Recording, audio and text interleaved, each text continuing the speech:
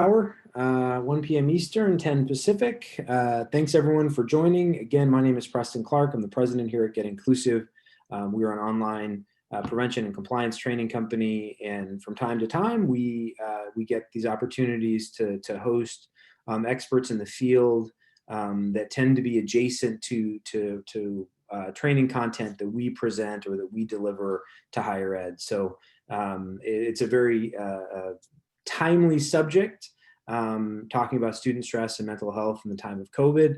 I think we have just about the best person out there presenting with us today, Dr. Victor Shwartz, who most recently was the chief medical officer at the JED Foundation, and now has struck out on his own, which I want to give you an opportunity to tell us about today, Victor. Quick blocking and tackling. This will run an hour. Please ask questions. I'm sure everyone is familiar with Zoom, but ask questions. I will be looking at those, and we will reserve 15 minutes at the end to do a formal Q&A. But if you ask questions about a poignant issue that Victor brings up, I will interject those, and we can have this as conversational style as possible. Recording will be sent later today, so I promise you'll get a recording. With Zoom, it takes a couple of hours post webinar for it to process, and so we just need the time to get it online, and then we'll email it out. No slides today, so other than these slides right now, Victor is going to be speaking lecture style, and Q&A style, so please ask questions. There's a post-webinar survey that is not a post-webinar survey. So I want to take 3 seconds on this. So if you have to leave and a survey pops up, the survey is for Get Inclusive's 2021 Title IX vendor study. So every year we put out a vendor guide of all of the organizations, from us, Get Inclusive, to Everfi, to Vector Solutions, to others. And part of the job is to do a survey of what you like, what you don't like, what you value, what you don't value, what you use the most, and we republish that anonymously as a part of the study. So if that doesn't relate in any way, shape, or form to your work, feel free to disregard the survey. But since it does pop up automatically upon completion or departure from the webinar, I just wanted to make sure you know about it. And if you have any questions for us, either about the webinar or about if somehow you leave early and you're like, hey, I didn't get Victor's contact information, whatever it is, hello at Get Inclusive is the best way to reach us. Dr. Victor Shwartz, we really, really appreciate you being with us here today.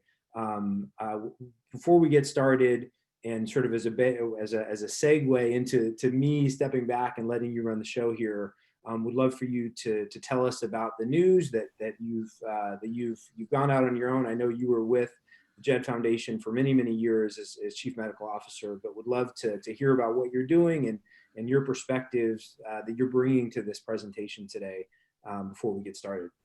Sure, thanks, Preston, and it's a pleasure being here with all of you today. So the quick version of my history is I'm now 30 years into working in mental health and suicide prevention in higher education. I've been a clinical director of a counseling service. I've been a founder and director of a counseling service, and strangely enough, for a psychiatrist, for 7 years was the dean of students at a university. I think maybe the only one in the country, but I can't promise that. But the only one I've run into so far, which was a really kind of interesting and eye-opening experience, and gave me tremendous appreciation for the kind of public health, community health model, which is so important in settings like colleges and universities. Was the chief medical officer and medical director at the JED Foundation, which many of you are probably aware is a suicide prevention and mental health promotion organization that started with a very specific focus on higher ed, but has expanded over its 20 years into the teen and young adult mental health promotion and suicide prevention space. Left, I guess over the summer, as I turned 65, had a late midlife crisis and decided that it would be nice to be my own boss and to not be an employee anymore, and have decided to kind of privatize the more interesting and gratifying pieces of the work I've been doing for the last 8 years or so, working and advising colleges, advising universities, working with youth-facing organizations. I've had the honor of being a mental health advisor to the NBA for the last couple of years. That probably came through some work I did with the NCAA, and have worked with a number of media projects over the years, was very involved in the mental health response to 13 Reasons Why several years ago. I think I was never in the media more than in the 6 weeks after the release of 13 Reasons Why, which was, as many of you probably remember, was somewhat controversial because of its messaging problems around suicide prevention. So I've worked in a number of different facets of suicide prevention and mental health promotion in this, youth and young adult space. That's great. So you are the right person to be with us here today, and with that, I am going to stop sharing my screen. I'm going to go on non-video mode, so the screen can be all yours, but I'll be here in the background moderating questions as they come in, and I may interject from time to time as we go through this today. Okay, sounds good. Thanks, Preston. And, the first thing I want to say to everyone, I appreciate you taking the time to be here. And I'm going to warn you from the outset that what we're all facing now is something in which there is no expertise.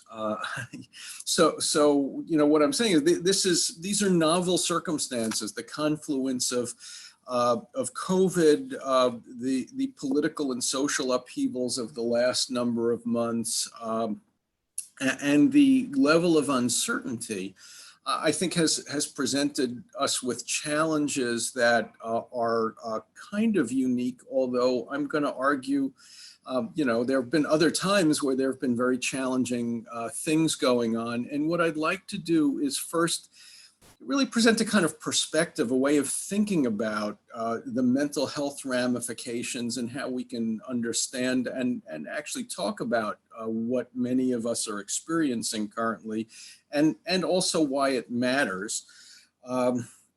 Also talk about what are some of the psychological stresses and challenges that young people are experiencing, and in fact that all of us are experiencing in different ways.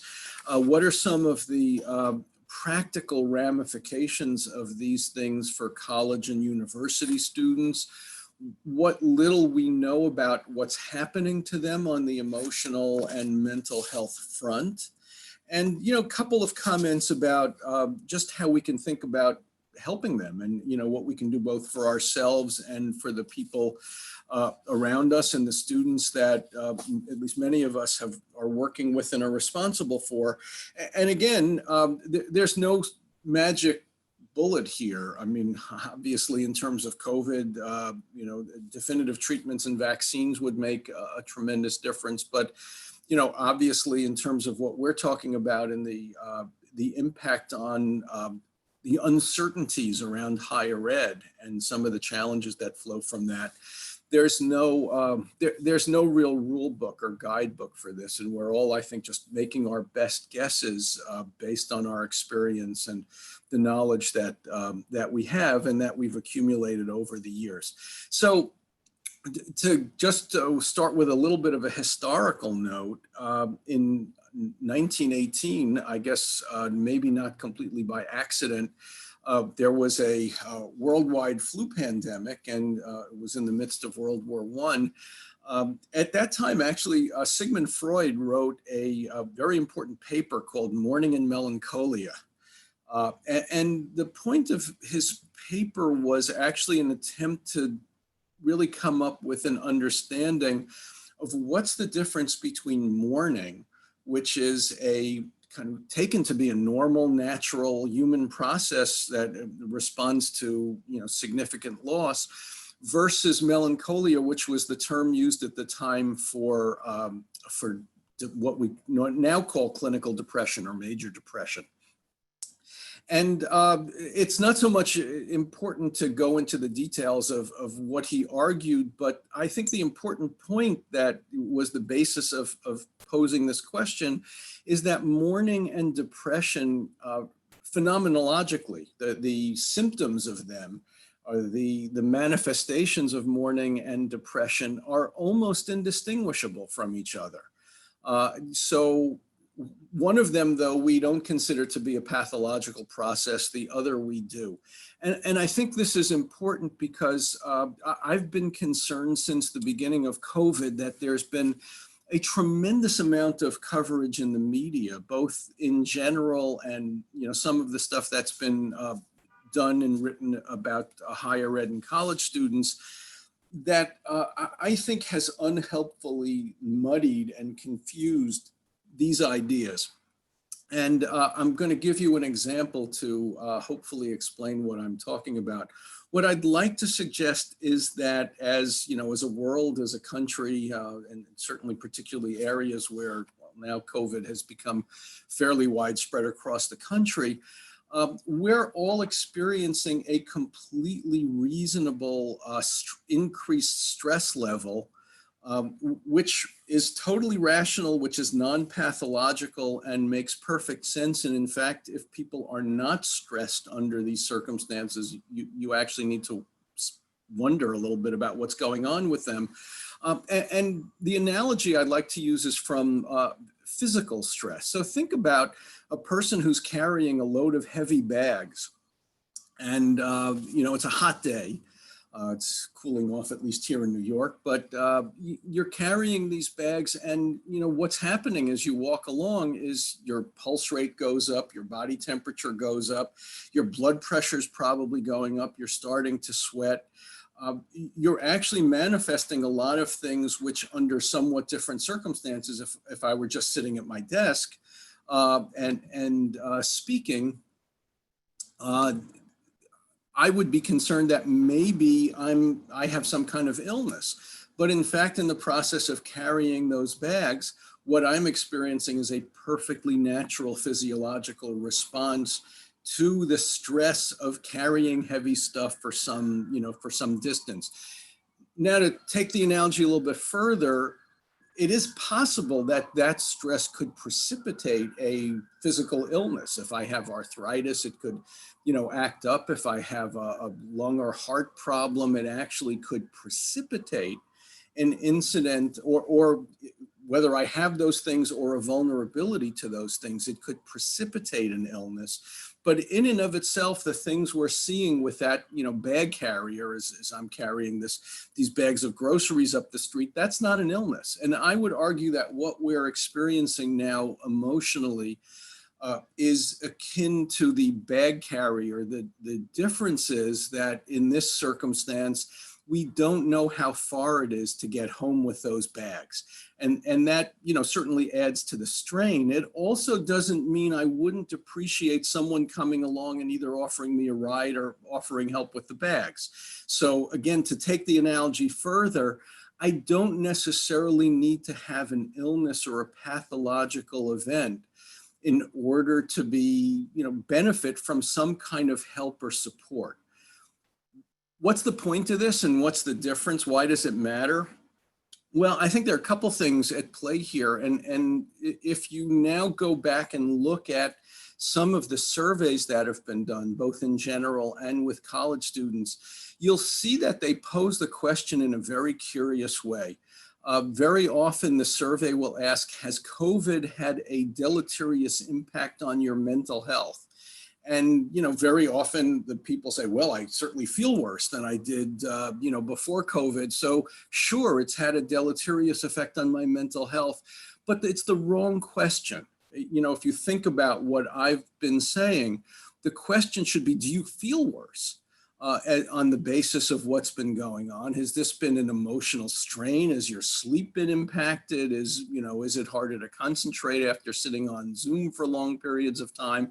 Are you worried about family members or your own health? Or, are you worried about losing a job or having a family member? Those are all perfectly reasonable things. And because the question is asked in terms of, is it, having a deleterious impact on your mental health, then the news picks these things up and says, oh, COVID is causing this mental health crisis.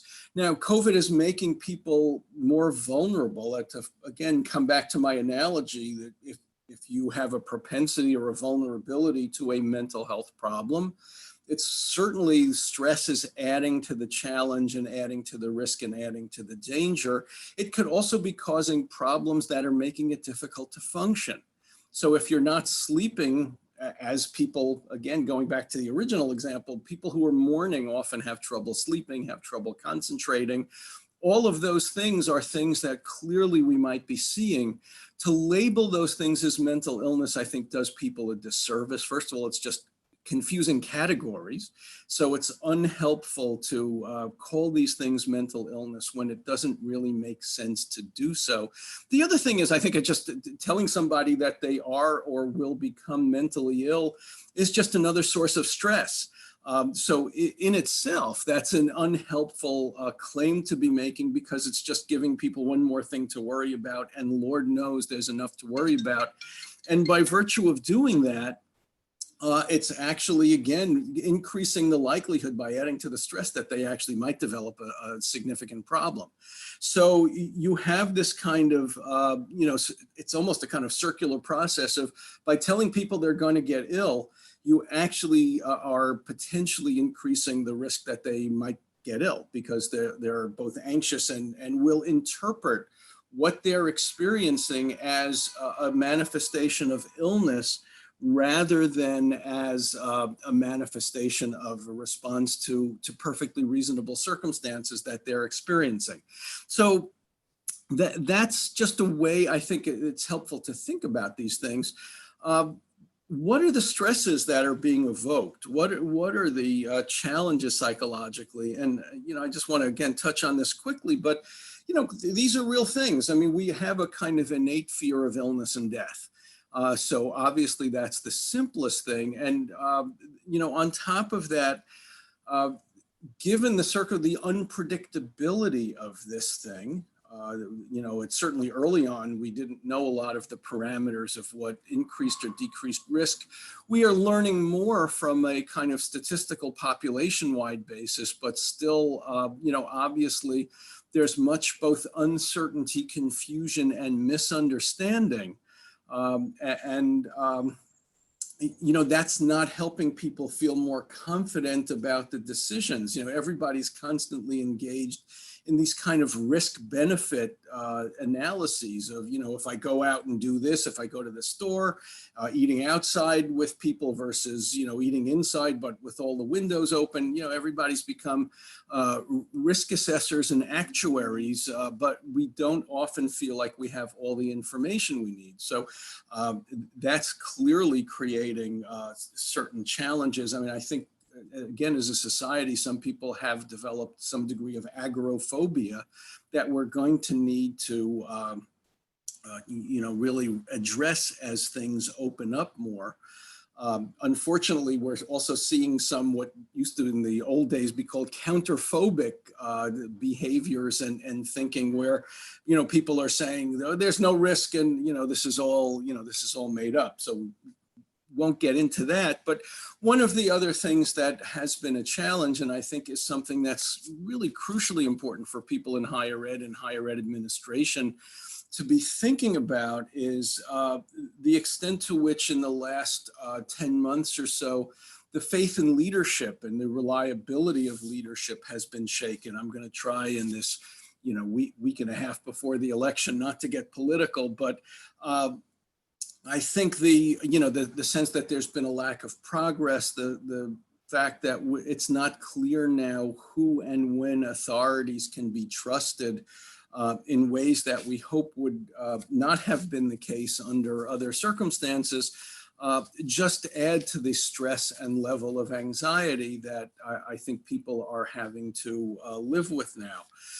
What's happening for students in higher ed? I mean, we know that as schools almost all closed in the spring and have now opened or partially opened or, opened virtually I guess you can go to the Chronicle of Higher Education, or I think it's them who keep, or maybe it's Inside Higher Ed. One of those two has a kind of daily update of what sorts of models and how many institutions are using which model. And of course, these things have been shifted, which just adds to this sense of, sort of unpredictability and uncertainty.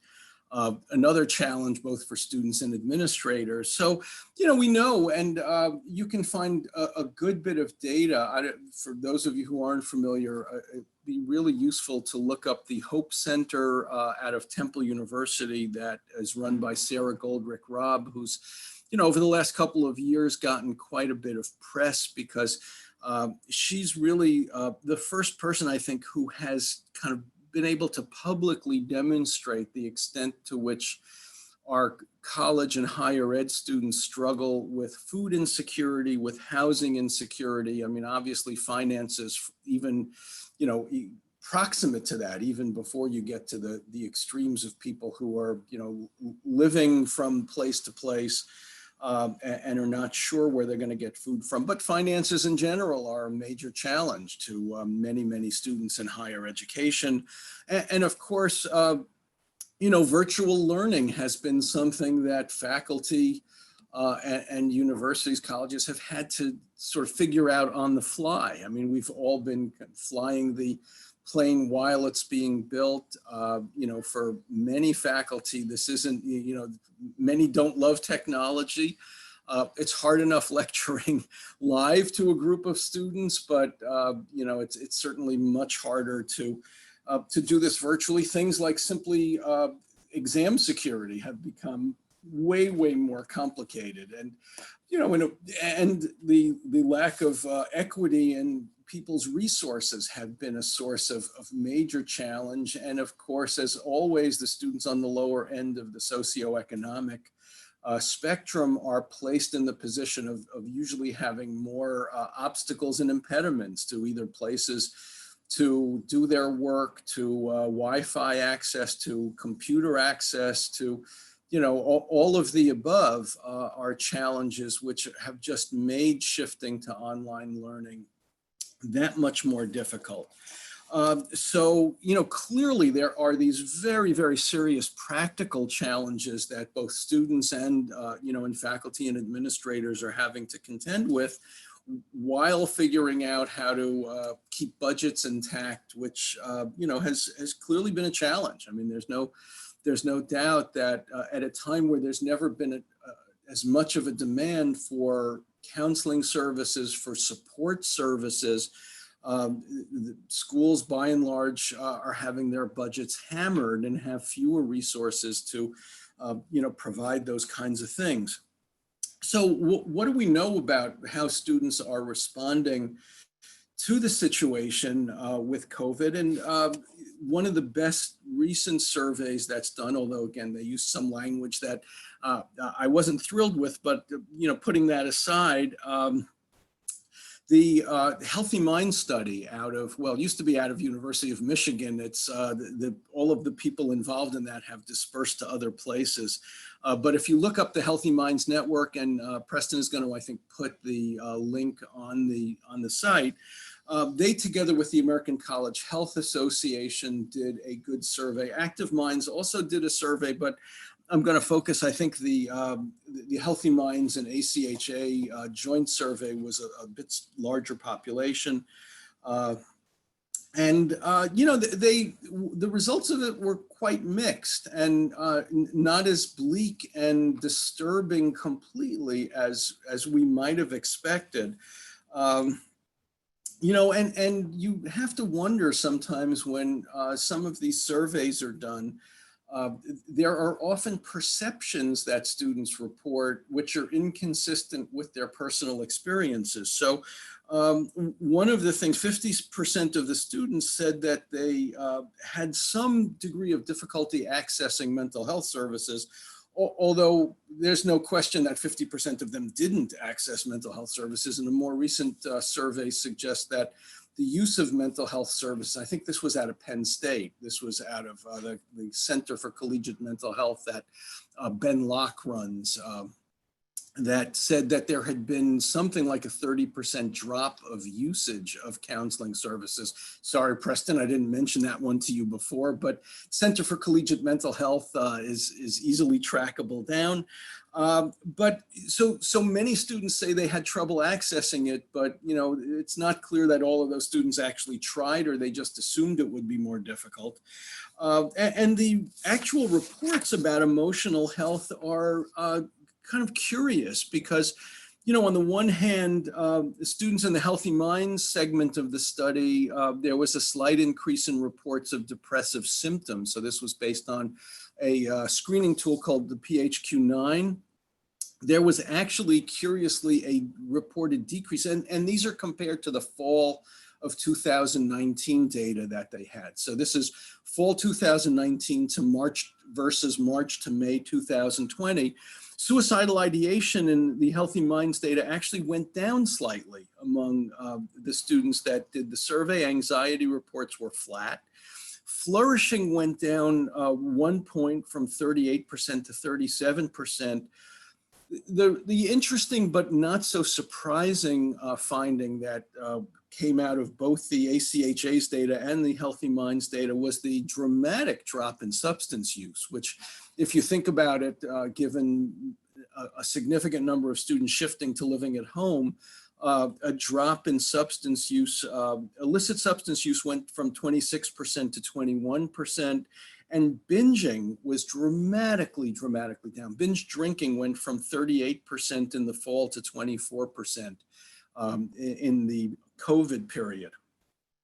So, again, the numbers speak to some levels of stress, but, maybe not as dire as people would have imagined. The ACHA study, curiously, their assessment of suicide risk went up slightly, but by the same token, the responses around serious psychological distress went down slightly. Interestingly, resilience went up. So students' self-reports of their own resilience seemed to improve in the face of the challenges of COVID. And that's an important point I want to file away and come back to. And loneliness reports went down. So, and that's actually consistent. I think Preston will put up, just last week, there was an article in The Atlantic by Jean Twenge, who's a well-known psychologist, written about narcissism and the use of social media in teens, and at least in teenagers. So this is a little younger than our standard population, but she said that this survey that she did in the springtime among teens suggested that, in fact, for many of them, their mental health seemed to improve. Spending more time with families, although, many of us comically have thought about, all of the dire potential consequences of families spending too much time with each other.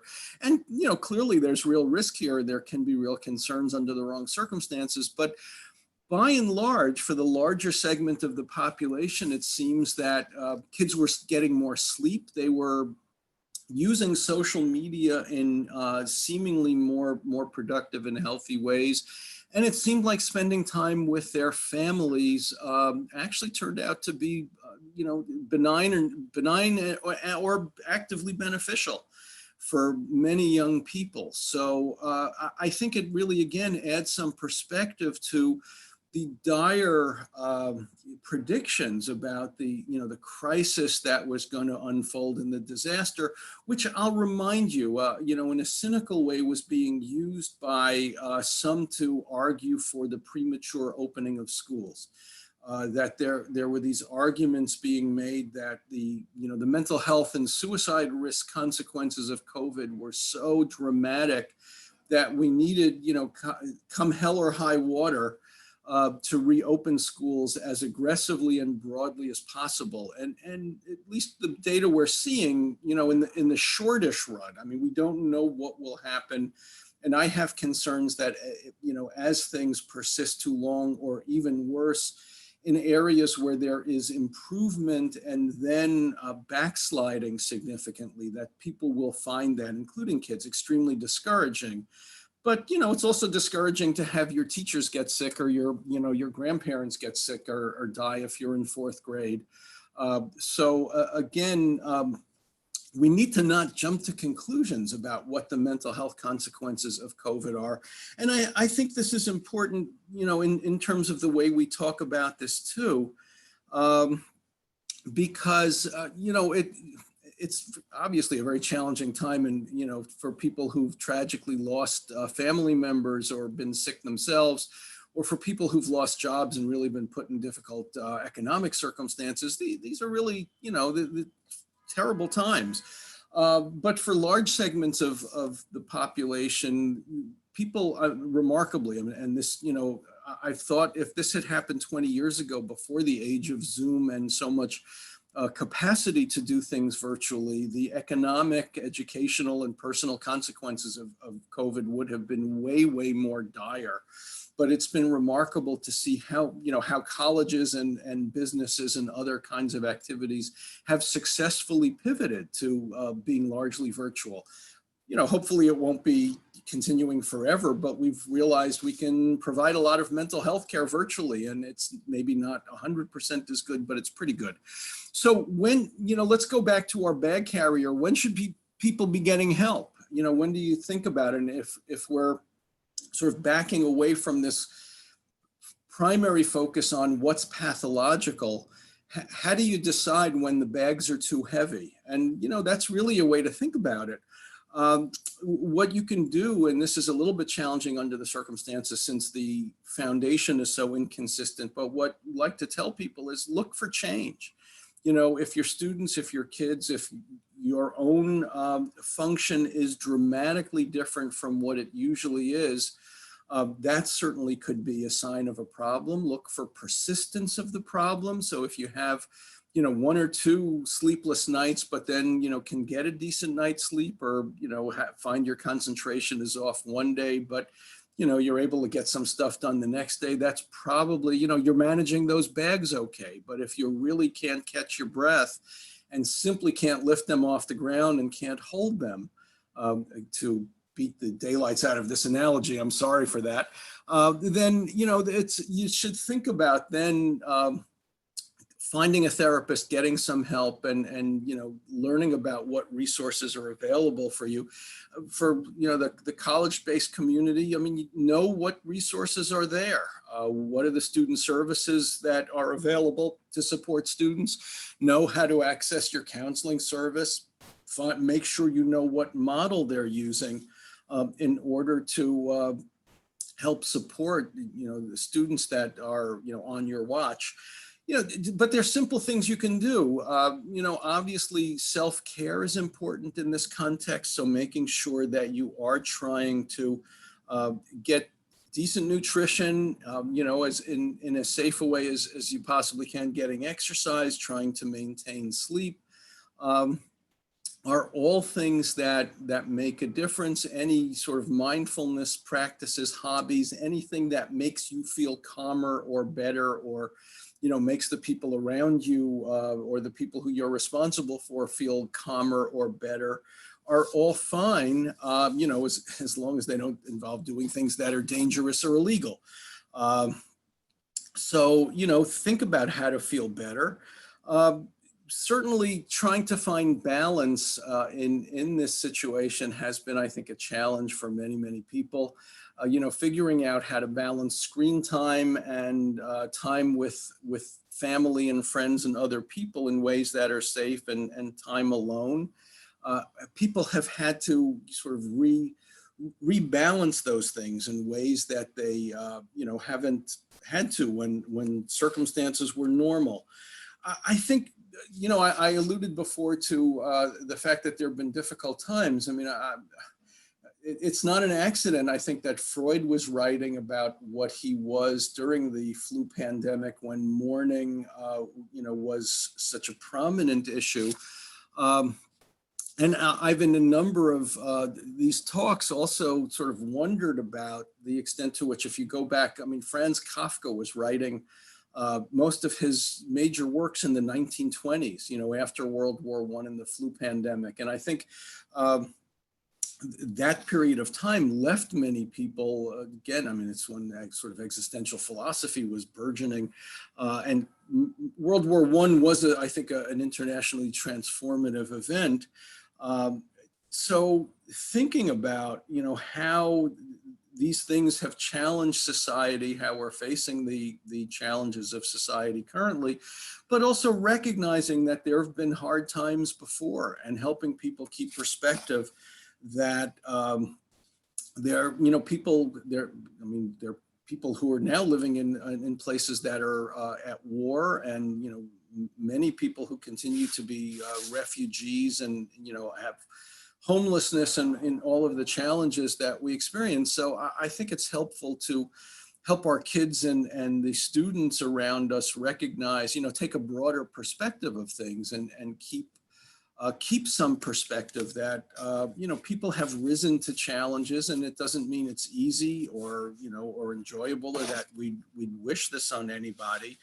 But it is an opportunity for people to learn, resilience and problem solving. And I think as either parents or teachers or administrators, we have an opportunity to actually show our kids and our students the value of, to facing challenges, confronting challenges. I'm going to just mention again the comment, the notice that, many students are themselves saying they're more resilient as a result of facing this. I think many young people that in many of our schools, while many have faced all kinds of challenges, from immigration to homelessness to all sorts of financial challenges, many have also grown up very much on the other side of the coin and have many, many things that have been taken care of for them and facilitated for them. And it's useful for young people to recognize that there are things we can control. And it turns out there are certain things, even with it, all the resources in the world, certain things cannot be controlled. And it's an important realization to come to, even though it might be difficult in many ways. So, Victor? Yeah, go ahead. We have a question, and I think it's timely. It came in Yeah. a few minutes ago, but I think it's timely with the track you're down now. So let me read it to you. Sure. And several folks have upvoted it too. So let's jump to it. My question relates to a concern that students, at least on my campus, are seeking mental health resources less frequently than pre-COVID, although the need is clearly there. How do we motivate students to engage with us despite our new circumstances, zoomed out, concerned about being face-to-face, etc.? Yeah, so I was actually just about to get to what can campuses do. And I think this, so the answer to this is a couple of the points I was going to make. I mean, it's really, really important for the campus leadership to be communicating in ways that acknowledge the challenges, while not calling this crisis in mental illness, but just saying that, we have a kind of social crisis which is leading to a tremendous amount of stress. And, so if campus leaders, if presidents and provosts and senior student affairs people are communicating with students in a way that is acknowledging how challenging this is, and reminding students regularly that, I'm getting help, I'm talking to people who are in my corner and supportive of me, and we provide those resources here, and here's how you access them.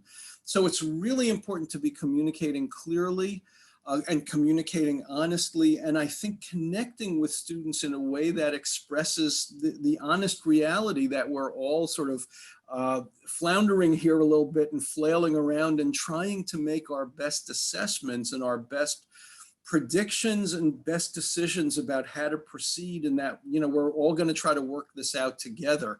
So I think communication and leadership and communication from leadership are really, really important. On the communication front, one of the major challenges, I think, is balancing how much information do you give? You want to, and this is something that we see, unfortunately, commonly in postventions after a campus crisis, after a suicide or a fire or something like this.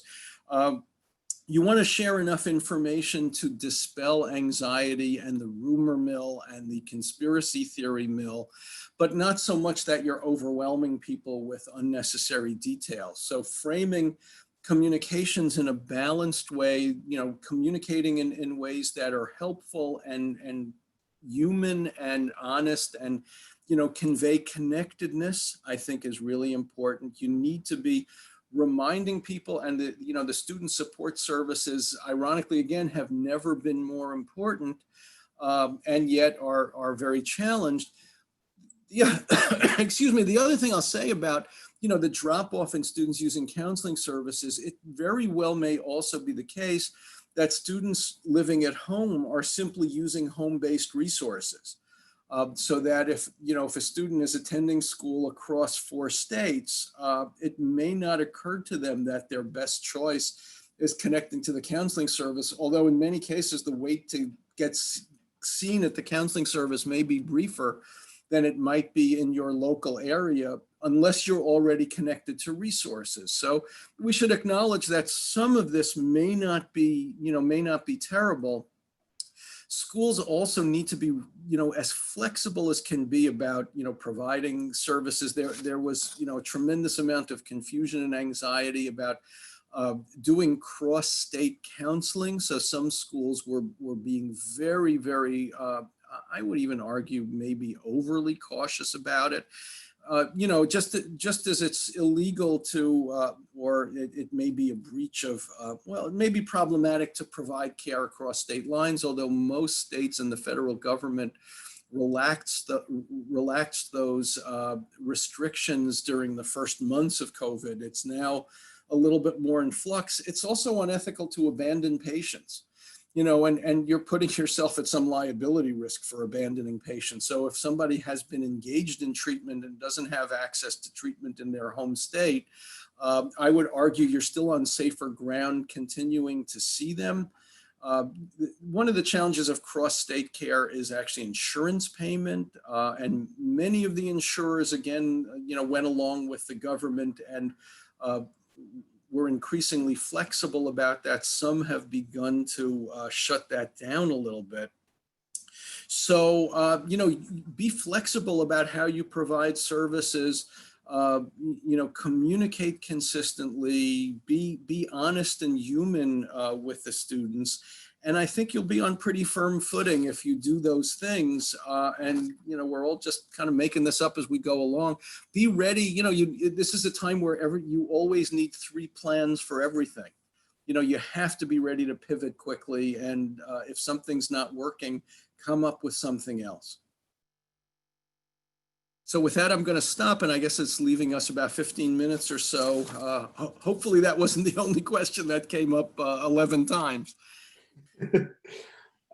Yeah, so that's great, Dr. Shwartz. I think I'll say to everyone, please ask questions. We have time for it. I'll sort of kick things off on my side with one, and hopefully we have about 100 folks on. So please ask questions. It's relating to methods of surveying, or I don't know the clinical terminology. I don't know if it's pulse checking, but what you would do in order to keep close watch over your student population, mechanisms to do that at scale, structures, survey instruments that you've seen work effectively. How can a dean of students or a provost or someone from the counseling department think about when someone says, "How are we doing?" Right? When the president walks in or the board walks in and says, "Is everybody okay?" And you're looking out at 30,000 students and you're like, probably not. What is the way to approach this? I know that's a big question, but I think it's one that we keep getting. Yeah, I mean, so actually that question has 2 pieces to it, which aren't the same thing. One is a lot of institutions and certainly now institutions need to gather information so that you can answer those questions when the provost or the president says, "How are we doing?" and "How are the students doing?" There are the surveys, actually the American College Health Association survey twice yearly, and the Healthy Minds survey are both national, excellent and detailed surveys, which give a ton of data. I mean, Healthy Minds is more mental health focused, and the American College Health Association is more focused, although it has a significant amount of mental health content. There's also content about, substance use and health behavior, sexual behaviors, and things like that. So those are great surveys, they give a tremendous amount of useful information. They are standardized. Obviously, in the age of COVID, the standards are all different. I mean, we don't know really what to make of these kinds of surveys under these circumstances, but they tend to get pretty good response rates and, are clearly the kind of national standard. In terms of, sort of doing stuff, the other piece of that question is, how do we find out what students are in trouble so that we can, get people into care? Or at least alert them to care if necessary. I would argue, and I don't know exactly how to do this, but I would argue that we should be reminding faculty and anyone who has touch points with students, now mostly virtually, but when it's happening face to face as well, we should be reminding them to be sort of to have mental health and the students' emotional state on their radar. So in the world before COVID, I used to like to say that, when I was a dean of students, one of the things we did was convened a meeting after every semester and looked at students whose GPA had dropped more than 0.5, as among the undergraduate students at the university I was at. Because, our assumption, and my assumption has always been that if somebody's academic performance is flagging, they probably haven't gotten more stupid between, last semester and this semester. They haven't lost IQ points unless, maybe they had a head injury or something like that. But, in 99% of the time, there's something psychosocially going on. So, it's obviously way more challenging in the virtual world. I think faculty should, beginning of classes, reminding students that they're there, that they'll have virtual office hours. If there are concerns, to reach out, that here are support resources, that the student support resources and counseling services should be included on syllabi, and things like that. So we have to figure out how to be creative. Because students won't be going past a table that's set up to do National Depression Screening Day in the, in the commons or the cafeteria or, out on the campus in the same way that they typically would be. So we have to figure out how to be doing more active outreach, how to be looking for, again, those changes and people who seem to not be really able to function at the level we have historically thought of them as being able to function.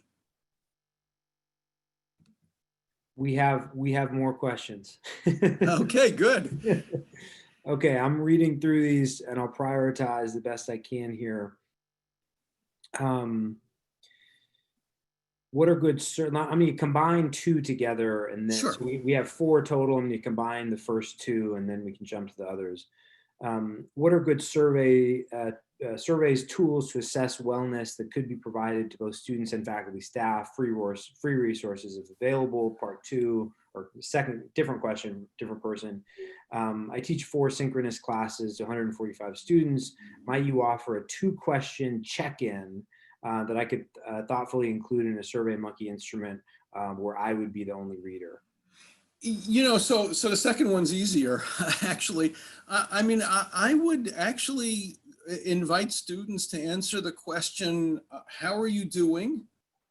And if you, so, on a scale of, okay versus terrible.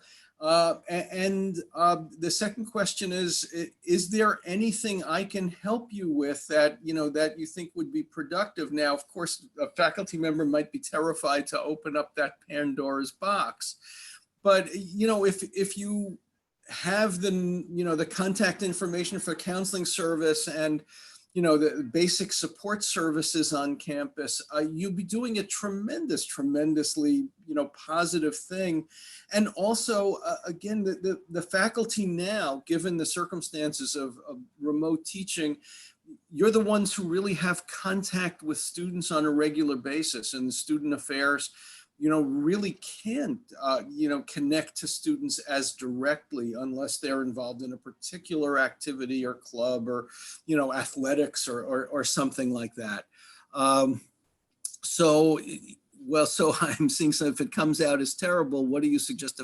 Well, I think you need to make sure that you have the speed dial number for the head of counseling service on your phone. And I'm only being partially facetious. I mean, I think every faculty member now really needs to be, I think over the last 25 years, for a variety of both good and bad reasons, we've made it more difficult for faculty to play this mentoring role that I think was more, and there were good reasons for that. I mean, clearly there are things that were handled terribly over the years, and faculty need to be safe and protected. But I think there's a real loss that's come from that. And, if there's a time where faculty can be helpful to their students who often don't have other places to go, but you need to have done a little bit of homework and to at least know what the basic resources are on campus. And, if something really seems dire, let people know about the National Suicide Prevention Lifeline, and, let the counseling service director know that you have a student that you're very concerned about right away. You shouldn't be sitting. I used to, for many years, do trainings with RAs, and I would always quote that great philosopher, The Rock, and remind them they need to know their role. So you can offer yourself out there as a supportive, adult in the student's ecosystem, but obviously you also need to remind them you can help connect them to resources, but it's not your role or your job to be, stepping in as a therapist. But you're really, faculty are in the best position. In terms of screening tools, there are these wellness and flourishing screening tools. So it really depends on what you're looking for. Again, both the American College Health Association and Healthy Minds are student-facing studies. I don't know about like just general broad population studies that look at wellness writ large. I'm sure there are some out there, but I don't know what you would be comparing it to now. So it would be sort of challenging to know what to make of data that you would get from those kinds of things. This kind of epidemiology and survey research, you need to check with somebody like Daniel Eisenberg, who runs the Healthy Mind study. I think he's a little bit more of really an expert on what's the range of surveys and really understanding them under these very strange circumstances. Dr. Shwartz, we will call this the speed round. We have I'll try to be brief. We have, looks like 6, and I'll make the promise to those in the pursuit of brevity. If Dr. Shwartz wants to go deeper, maybe he'll be so kind as to help us with some written responses that we can send out after. But let me jump through 6 and see if we can get through 6 in 4 minutes. What tips might you have for encouraging leadership, provost, faculty to engage in the vulnerability of sharing their personal struggles? We're looking to create a culture shift on campus that promotes well-being, but it has been challenging to get folks on board who feel like that is not their role. Yeah, listen, I would just argue with the last piece of that. Why isn't it that their role? I mean, education is more than just the imparting of facts. I think, any provost or president would agree that there's a developmental aspect. We're teaching people to think. We're hoping our students actually learn to manage in the real world, and being able to be aware of and discussing your feelings, your emotions, and your vulnerabilities, I think, is an important part of being able to get along in the world. The inability to do that, as we've seen only too clearly in the last number of years, leads you into all kinds of terrible circumstances and jams. And I'll stop before I get myself into trouble. Can we have Dr. Shwartz do another webinar? I'm sure there's more information that he wants to share. Yes, we'll figure that out. So good question. Okay. I I love the concept that we always need three plans for everything for flexibility. As a clinical services director on a college campus, that is something we consistently do, but staff have a harder time with this flexibility and report anxiety, anger, dread, and stress with so much unknown, as well as feel like the planning assumes doom. Are there any ideas supporting mental health providers with managing this? Yeah, I think part of it is the way you frame it. It's certainly easier to at least have a partial plan set up ahead of time than have to pivot on the fly in the face of a crisis. So, it's worth discussing what is it, yes, it's more work to do it this way, but doing something in a kind of orderly, somewhat planned way, even though it's difficult work, is a whole lot better than responding in the midst of a crisis, and having to figure it out while it's happening. But with everything we're doing now, I mean, things are so uncertain that we've all become sort of jazz improvisers. I mean, you presumably know the chord changes of the song, but you always got to be ready to pivot, and somebody might just decide to change keys on you, and you've got to be able to go with it. So yeah, I mean, acknowledging that this is challenging and scary is I think the best you can do, and it's acknowledging it's scary, and really reminding everybody we're all making this up as we go along. It's not like we're trying to do this to make your life difficult. We're actually trying to do it to make your life easier. Okay, I'm going to combine two questions. I'll apologize to Michelle and Marcy because this may be an improper combination, but international students and students out of state who've never engaged with the counseling services before, and there's a desire to help them, but there's a geographic distance and maybe an unfamiliarity with local resources. So if we can combine that together in terms of dealing with disparate, distributed student populations. Yeah, I mean, the way I've been trying to suggest to people to think about this is as using a kind of harm reduction model of, would you rather, if a student is out of state, if a student is even out of the country, it's reasonable to say, are there resources that you can reasonably access closer to home that would, provide you with your needs basically well enough, because it's still better to have the option of being able to see somebody face to face if a question comes up, if a need comes up. But that said, if a person is really in trouble and has no other access, I think that would, you could make the argument that constitutes an emergency. And those of us who've been in private practice for many, many years, I mean, you have patients who travel and have a problem, they run out of medication, or they have a crisis. Most of us would not hesitate to speak with them on the phone.